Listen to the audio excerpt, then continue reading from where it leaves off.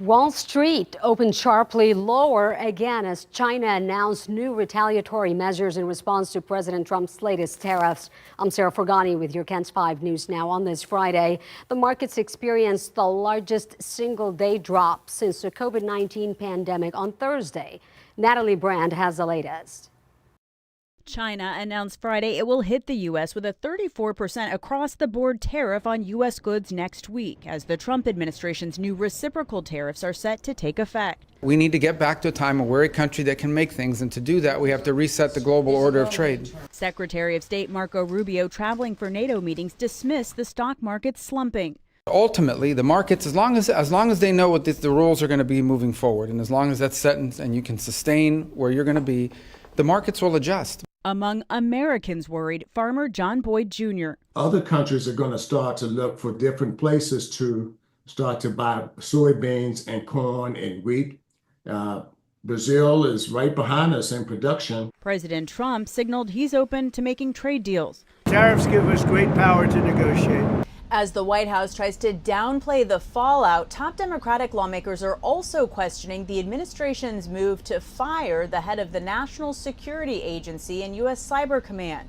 The protection of our own source and method. CBS News has learned General Timothy Haas, seen here testifying on Capitol Hill, was ousted Thursday. His firing follows President Trump's Oval Office meeting with controversial right-wing personality Laura Loomer. She posted on social media this morning that President Trump needs an NSA director he trusts. Natalie Brand, CBS News, the White House. The men's Final Four is now in San Antonio, and even if you don't go to the games, there are a lot of free events happening for families here in town. You can see some pretty big names performing this weekend as part of the March Madness Music Festival. Pitbull takes the stage tonight at the AT&T Block Party at Hemisphere. Doors open at 4:30 p.m. with some other acts performing first, then Mr. 305 at 8:45 p.m. Then tomorrow night, which is Saturday night, Jelly Roll is performing along with rapper T-Pain. And on Sunday, it's another packed lineup with Chris Stapleton headlining the show at 8:45 p.m. Just a reminder that all of these shows are absolutely free, but you do need to make sure you get there early in order to grab a spot. And of course, with the festivities tipping off, the real battle won't just be on the court, it will also be on the roads. Congestion and closures are expected with the Final Four in town. KENS 5 Sarah Duran tells us everything you're going to need to know about your commute.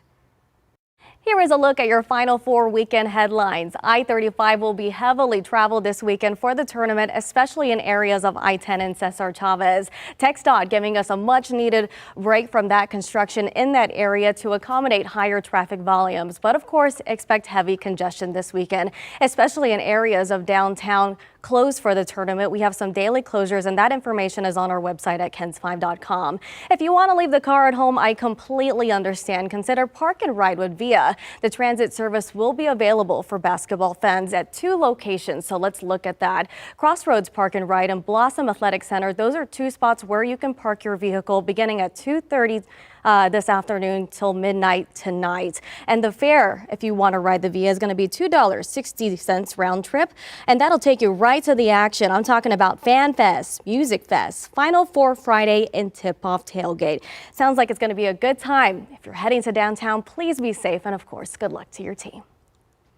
Enjoy this weekend. That is a wrap of your Friday. KENS 5 News Now. I'm Sarah Forgany. I'll see you Monday.